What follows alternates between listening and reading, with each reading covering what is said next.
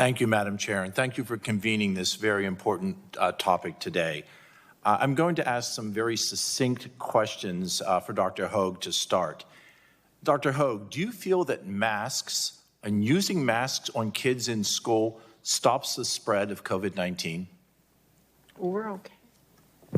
So I think we need to look at the science that we have, and we need to admit that we don't have robust science or randomized controlled trials on this topic, but we have observational studies, one from the COVID response dashboard in Florida, not finding an impact of cloth mask mandates on teachers and students, and then from the CDC in Georgia, not finding an impact of cloth mask mandates on children in terms of disease spread.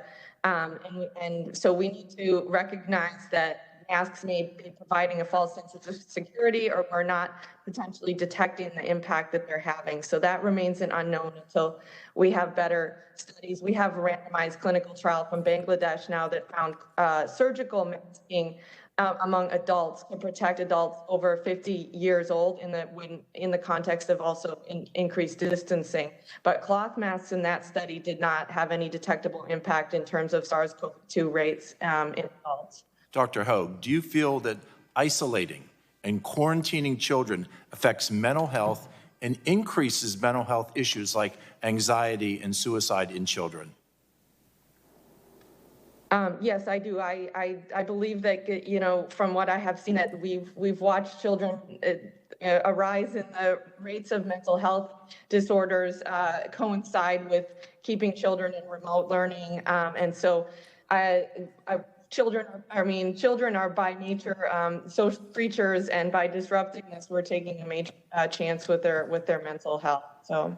And finally, Dr. Hoag, do you feel that the large spike in BMI that we're seeing in children, especially kids ages 5 to 11, are we facing future long-term impact in pediatric health? Oh, absolutely. So we saw a doubling of the increase of BMI among 3 to 11-year-olds. They were the most highly impacted in the study released by the CDC, and weight during childhood and obesity during childhood has enormous impacts on health later in life. Thank you for those answers. I'd like to turn to Dr. Beers. According to data from the CDC, early in the COVID-19 pandemic, the total number of emergency department visits related to child abuse and child abuse and neglect slightly decreased, but the percentage of such visits resulting in hospitalizations increased in comparison to 2019. We've also seen reports of increased depression and anxiety in children and teens. Could you comment on the potential missed and unreported cases in these increases in mental health problems among children? And do you think that the rise in these issues can be attributed to the disruption of children in-person attending of school? Yeah, so yes, thank you.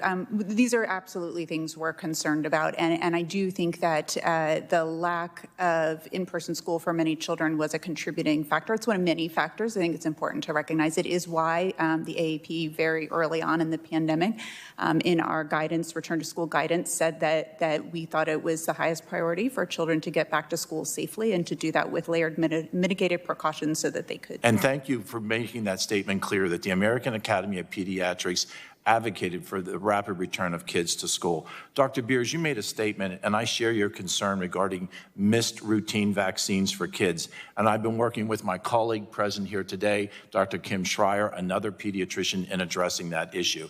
And finally, in my remaining time, I really want to acknowledge, Dr. Beers, that your expertise as a pediatrician and as a president of the American Academy of Pediatrics is so important. But I also want to acknowledge something that some people might not know about you in this room, and that is your training at the Portsmouth Naval Hospital and your support of the United States military and their children at Gitmo in Cuba, at the National Medical Center here in Bethesda. I worked at Portsmouth Naval Hospital during Desert Storm and Desert Shield, and I saw the hardworking military physicians caring for the children and caring for all the individuals there. I want to acknowledge that in the few minutes that I had remaining. Thank you, Madam Chair, and I yield. I thank the gentleman.